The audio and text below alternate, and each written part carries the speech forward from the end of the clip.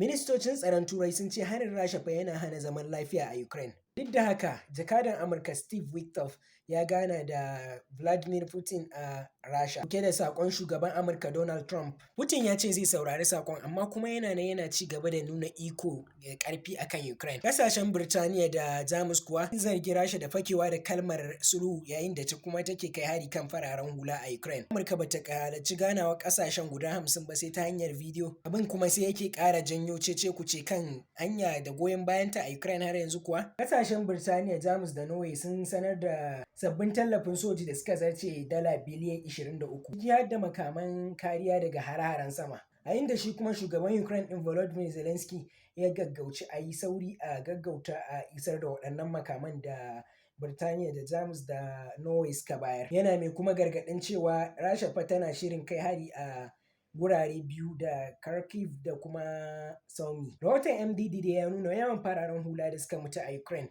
ya ƙaru da kusan kashi 50 cikin 100 a iya watan Maris ɗin nan.